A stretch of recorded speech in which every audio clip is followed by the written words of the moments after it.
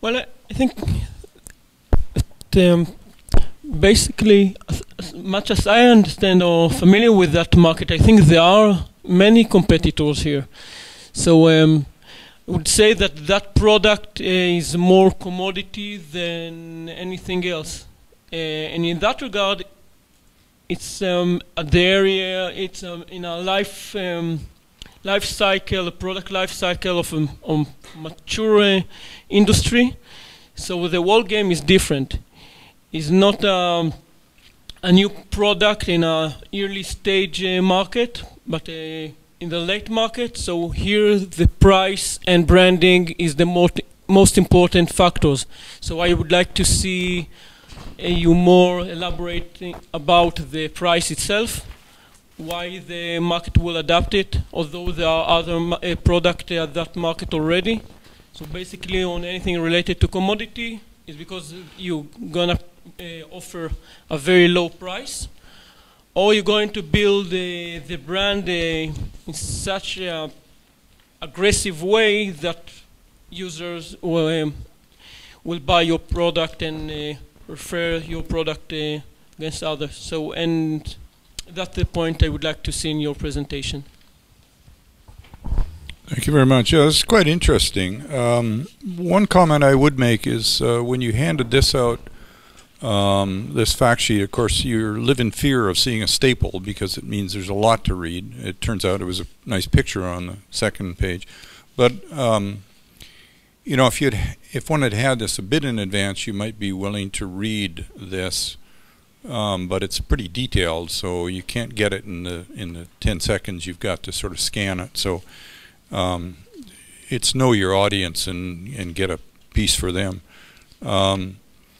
The one thing I wasn't clear about, and I didn't really understand the $150 price tag on these shoes,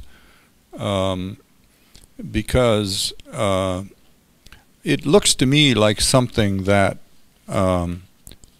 it's not retro, but it's something that could be built into existing shoes of some design that Nike would already have. And so what portion of the rents you're going to get from it doesn't strike me as big as you think it is. The one thing you didn't address, however, is your knowledge of the Nike R&D market, R&D discovery process. Because if you're going to license it to Nike, you've got to know how they roll out new products and get into that rollout stream of theirs. And if they are looking for ideas coming from independents, that's fine, and you know what the entry point is. But because that wasn't clear, I don't know how you can sort of produce the product and get it in their face so they could look at it as an alternative. So you need to do some work on that piece to know more about their R&D structure. I have a joke about shoes. A shoe factory sent 2 salesmen to the desert to open up a new territory. Salesman A says, "These people don't wear shoes. Just tell factory, no market." The other salesman says, "Factory, send all the shoes you can because these people don't wear shoes." What happened? Shoes is a commodity, is a generic term. Nike Air was invented by Nike internally.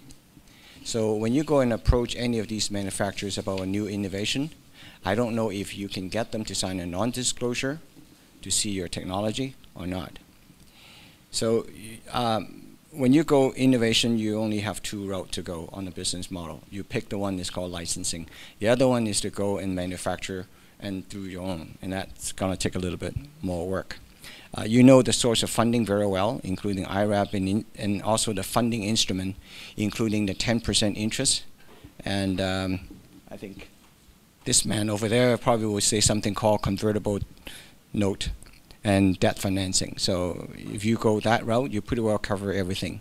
You did very well on the marketing plan. On the risk management side, you have contingency plan done. That's great.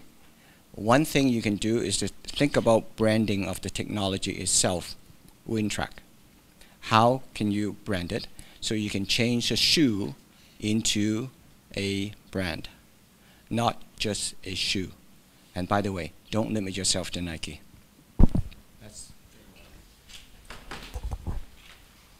So I think you guys did a great job on the product. It applies very simple science to a very simple problem. I mean, great. That's a great idea. Good for you guys.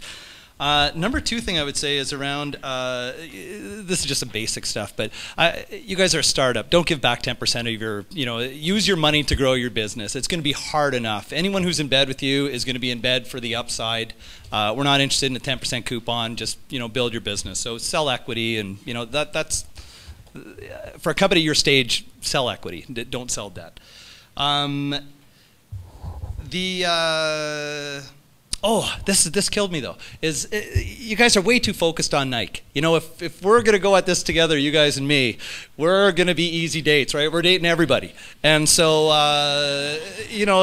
don't get boggled down by the market leader. There's part of me that thinks, boy, you should go after the smallest manufacturer, right? Like you want to arm them to go compete with Nike.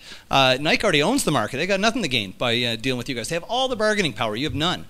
I'd take a much broader approach to the people you're going to go you're going to go license to. We'd be lucky to get one, and so we want to really work our business development channels like at the start. That's what all four of us would be out doing, working every manufacturer, seeing which one we can bring in first, and then making the best deal we can with that one, to prototype this thing.